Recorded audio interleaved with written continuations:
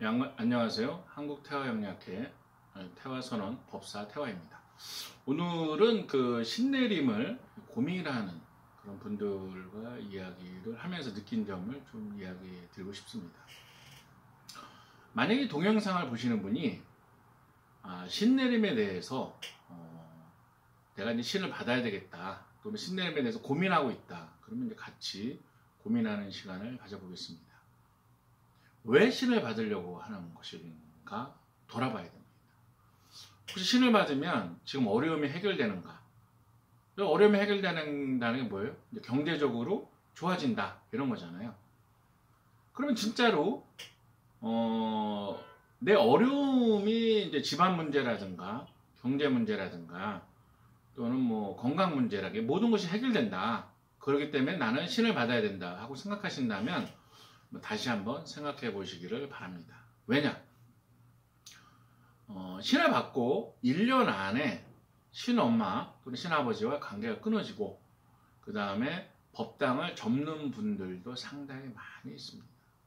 그렇다면 내가 신을 받으면 문제가 해결될 줄 알았는데 왜 경제 문제가 해결이 안 되고 집안 문제가 해결이 안 되고 또 그렇게 좋다고 권유를 한 신엄마랑 관계가 서먹해지거나 끊어질까요?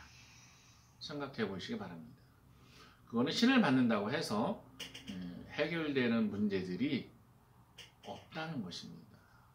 저절로 해결되고 이런 것이 없다는 것이에요. 그리고 많은 무속인들을 가리키면서 느낀 거는 경제적으로 어려움을 겪고 있다는 것입니다. 즉 신을 받는다고 해서 손님이 줄을 잇고 그런 일이 없다는 것입니다. 정말 이게 진실이고 팩트입니다. 그리고 1년 안에 신내림을 받고 영업이란 말을 써도 되는지 모르겠지만 영업을 시작했을 때 문을 닫는 분들이 참 많이 있다는 것입니다. 이건 뭘 말하는 걸까요? 신을 받는다고 해서 갑자기 경제적으로 좋아지고 돈을 벌고 내 집안 문제가 해결되고 이렇게 생각한다는 것은 합리적이고 그런 생각이 아니다. 이거를 생각하셔야 됩니다. 신을 받는데 일단 비용이 듭니다. 몇 천만 원 이상 들죠. 저는 물론 이렇게 신을 받는다는 것 자체가 돈 내고 받는다는 것 자체를 좀 신중히 해라, 이런 입장이지만 어떤 사람들은 카드깡을 하거나 또 굉장히 대출을 받아서 신내림을 하고 그것도 뭐 가족 모르게 하는 분들이 있어요. 그럼 신내림 후에 경제적인 어려움 때문에 많은 갈등을 하고 또는 부부 사이에 큰 다툼이 있고 이런 것들을 보게 되기도 합니다. 굉장히 어리석다 하는 것을 말씀드리고 싶습니다. 또 어떤 분이 와서 이렇게 얘기를 했습니다. 남편이 가출했는데 싫어합니다. 다른 나라에 살고 있습니다. 근데 내가 신을 받으면 남편이 돌아온다는 거예요. 생각을 해보세요. 신을 받으면 가출해서 딴 나라랑 살고 있는 남편이 돌아오나요? 그러면 그렇게 된 이유가 내가 신을 안 받아서 그런 건가요? 그거는 어리석은 생각이다, 말씀드리고 싶습니다. 그리고 또 이런 분들이 있어요. 왜 신을 받아야 되느냐? 그러니까 신이 왔기 때문에 신을 받아야 된대요. 이 동영상을 보는 선생님들 잘 한번 생각해 보세요. 신이 없는 사람은 없어요. 누구나 신이 있습니다. 다 조상이 있고 한데 왜 신이 없겠습니까? 어떤 분이 저한테 그러더라고요. 저는 어디 갔는데 동자가 있대요.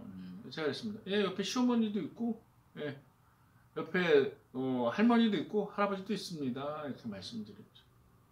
아니, 돌아가신 분들이 그럼 자손에게 응감을 하는 거지 왜 동자만 나한테 오겠습니까? 안 그래요? 뭐 선녀가 있다, 여자 신이 왔다는 뜻이에요. 여자 신이 왔다는 뜻. 왜 남자 신은 안 와요? 그럼 남자 손은 다 장군인가요? 여자 손은 다 선녀고요? 누가 나한테 무슨 신이 있다 이런 말에 너무 현혹될 필요는 없습니다. 왜냐? 누구나 조상신이 있고요. 조상님의 영향을 누구나 받기 때문입니다. 다만 그것이 이제 속된 무속 표현으로 불릴신인가 뭐 이런 문제가 있을 뿐이죠. 이런 말을 좋아하진 않지만 일상적으로 쓰는 용어니까 말씀을 드렸습니다. 설사 신이 강력하게 왔다고 해도 그 신기를 풀어내는 방법은 다양하게 있습니다. 흔히 끼라고 그러잖아요. 끼. 야, 쟤는 뭐 예능에 끼가 있다, 노래에 끼가 있다, 야, 쟤는 뭐 어디에 소질이 있다. 그때 끼라는 말을 하는데요. 신적인 에너지를 예술로 표현할 수도 있고요. 어떤 한 분야의 창조적인 아이디어를 쓸 수도 있고요. 또는 사주 타로 같이 역학이나 학문을 통해서도 발산을 할 수가 있는 것입니다. 그러니까 끼를 신이 왔을 때 그 신기를 발산하는 방법은 많은데 왜 굳이 신을 받아서 무속인의 길을 가는 것만이 정답이라고 생각하느냐. 이걸 돌아보라는 겁니다. 물론 태어날 때부터 그 길을 가야 될 사람이 있다는 것을 부정하는 건 아니에요. 하지만 모든 사람이 신기가 좀 있다고, 뭐 대를 잡았는데 좀 흔들렸다고, 신장대를 잡았는데 흔들렸다, 이런 어떤 현상, 또는 내가 뭐 신적인 체험을 했다, 뭐 하늘을 봤는데 뭐 돌아가신 아버지가 떠 있는 걸 봤다, 또는 어떤 나는 꿈을 꾸면 잘 맞는다, 꿈에서 환청을 들었다, 호랑이 꿈을 꿨다, 이런 어떤 현상을 겪는다고 해서 다 무속인이 돼야 되는 것이 아니다, 이 말씀을 드리고 싶습니다. 신적인 기운이 있으면 그것을 사회에 더 발전적인 방향으로 쓸 수 있는 것이 더 많이 있습니다. 어떤 분은 무당이 되는 사주가 있다, 이렇게 말하면서 귀문관살이 있으니까 무당이 돼야 된다, 이렇게 주장을 하는 분을 만났대요. 그럼 귀문관살이 있으면 다 무당인가요? 귀문관살을요, 예술 또는 창조적인 분야로 많이 쓸 수도 있는 거예요. 과학자가 될 수도 있고요, 예술가가 될 수도 있고요, 연예인이 될 수도 있는 겁니다.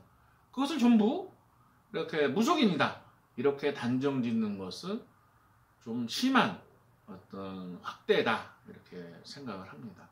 그 한마디 듣고 젊은 사람이 춘장도 때려치고 신을 받았는데 보이는 것도 없고 일반인도 아니고 무속인도 아니고 그렇게 방황하다가 돈과 금전적인 것이 손해를 보고, 그 다음에 인간관계가 단절이 되고 가정 불화가 있고 심하면 이혼을 하고 가족들이 등을 돌리고, 이런 것들은 저는 어리석은 것이다, 이렇게 말씀을 드리고 싶습니다.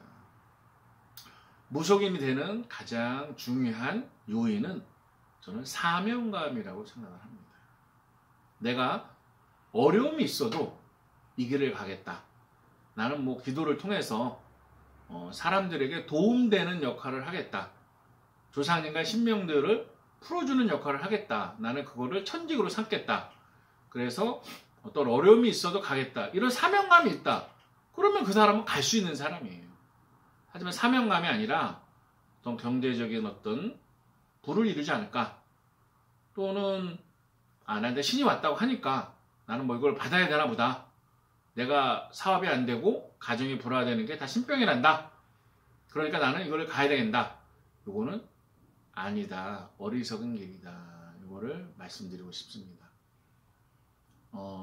신내림을 고민하거나 또는 방황을 하고 있거나 신적인 문제가 있을 때는 상담을 주시면 성실껏 상의를 드리겠습니다.